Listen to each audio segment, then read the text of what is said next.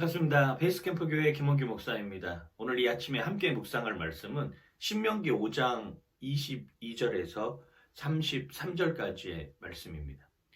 신명기 5장 22절에서 33절까지는 왜 하나님께서 십계명을 허락하여 주셨는지 우리에게 그 이유와 목적을 분명하게 알려주고 있습니다. 십계명이라고 하는 것은 우리에게 복을 주시기 위한 하나님의 선물이다라고 하는 것을 여러분들 기억하시기를 바랍니다. 십계명은 하나님으로부터 이루어졌다라고 하는 것, 여기에 먼저 초점을 맞추시길 바랍니다. 왜? 하나님으로부터 와야지만이 그 권위가 인정되는 것이죠. 똑같은 사람들끼리 똑같이 악습을 하고 똑같이 거짓을 일삼고 똑같이 죄악에 머무른 사람들 사이에서 나왔다라고 하는 것은 그것은 신빙성이 없는 것이고 그것은 권위가 없을 수 있습니다. 그런데 이 십계명이라고 하는 것을 이스라엘 백성들에게 주시는 것은 하나님에게서부터 왔다라고 하는 것이죠. 헌법과도 같은 우리가 습관처럼 지켜야 할 일들이라고 하는 것입니다. 하나님은 이 율법을 주시면서 이들이 복된 삶을 살기를 원하시는 것이죠. 율법은 단순히 지키지 않는 사람들을 처벌하겠다라고 하는 것이 아니라 오히려 그 율법에 순종하면서 하나님의 권위를 인정하고 하나님께서 만들어 놓으신 것이라고 하는 것을 인정하는 사람들에게 축복해 주겠다라고 하는 은혜의 수단이자 하나님께서 우리에게 복 주시는 한 가지의 선물이라고 하는 것이 바로 십계명입니다. 하나님은 이스라엘 백성들을 총회로 불러내셨습니다. 이 총회라고 하는 단어가 카할이라고 하는 단어로 사용되는 것인데 이 카할이라고 하는 단어는 나중에 교회의 근본이 되는 이런 단어로 쓰인 것이죠. 에클레시아라고 하는 단어로 번역이 됩니다. 에클레시아라고 하는 단어가 어떤 뜻을 가지고 있어요? 밖에서 불러내다, 밖으로 불러낸 사람들이라고 하는 것이죠. 하나님은 이스라엘 백성들을 불러내셨습니다. 하나님은 오늘 저와 여러분들을 불러내셨습니다. 불러내셔서 하시는 일이 뭐겠습니까? 복 주겠다 하는 것이죠. 그 복을 주는데 그래도 최소한의 기준은 있어야 되지 않겠냐라고 말씀하시면서 우리에게 허락하신 것이 바로 십계명입니다. 십계명의 핵심은 무엇이었습니까? 하나님을 사랑하고 이웃을 사랑하는 것입니다. 내 몸과 마음과 뜻과 정성을 다하여서 어떻게 하면 내가 이 세상 살아가는데 하나님의 방법으로 하나님의 편에서 하나님의 생각으로 이 일들을 감당할 것인가? 내가 공부하는 목적이 하나님이 되고 있는가? 내가 생활하고 있는 목적이 하나님이 되고 있는가? 내가 돈을 버는 목적이 하나님이 되고 있는가? 내가 직장 생활하는 것이 하나님의 영광을 위해서 살아가고 있는 것인가를 끊임없이 물어보는 것이고 그리고 그것을 실천하기 위해서 너희들은 이웃의 것들을 탐하지 말아라.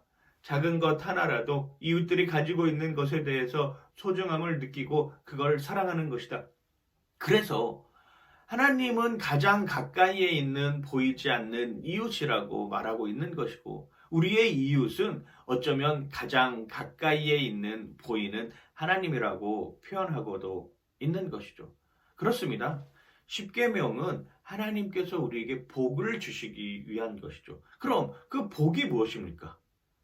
돈을 많이 버는 것, 공부를 많이 하는 것, 내가 가진 것을 많이 누리는 것이 복인가요? 하나님은 그렇게 말씀하시지 않았습니다. 하나님은 하나님과의 관계의 회복, 그것을 복이라고 하는 것이죠. 어느 순간에 있든지 내가 하나님께 영광 돌리겠습니다. 어느 순간에든지 내가 하나님을 위해서 살겠습니다. 라고 하는 것이 이것이 복이라고 하는 것입니다. 힘들고 어려운 사람들은 그러면 늘 복을 못 받는 사람들인가요? 잘 먹고 잘 살고 잘 입고 하는 사람들만 복을 가지고 있는 거 아니라고 하는 것이죠. 하나님과 함께하고 있으면 그 어디나 하늘나라라고 하는 것입니다. 그 몸이 아픈 사람들은 저주받은 것인가요? 그렇지 않다라고 하는 것입니다. 오히려 아픈 것을 통하여서 더 하나님께 영광 돌릴 수 있는 모습들이 우리 안에 나타나고 있다라고 하는 그렇게 살아가는 사람들이 세상을 행복하게 바꿀 수 있고 세상을 행복하게 만드는 요소의 삶으로 살아가는 것이죠. 그래야지만이 좌절하지 않고 그래야지만이 실패하지 않는다라고 하는 것을 우리에게 분명하게 보여주고 있습니다. 하나님과의 복은 바른 관계에서 시작된다. 누구와의 관계냐? 하나님과의 관계입니다. 율법은 복을 주기 위한 선물이라고 우리에게 설명해 주고 있습니다. 그렇습니다. 율법의 목적은 죄인들을 엄벌하는 것이 아니라 서로 사랑하며 어떻게 하면 그 율법을 지키는 사람들에게 복을 주실 것인가, 은혜를 주실 것인가를 경험하는 것이죠. 원숭이는 조삼모사에 속습니다. 아이들은 사탕 발림에 속죠.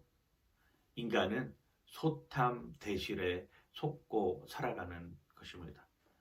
오늘은 국회의원을 뽑는 선거일입니다.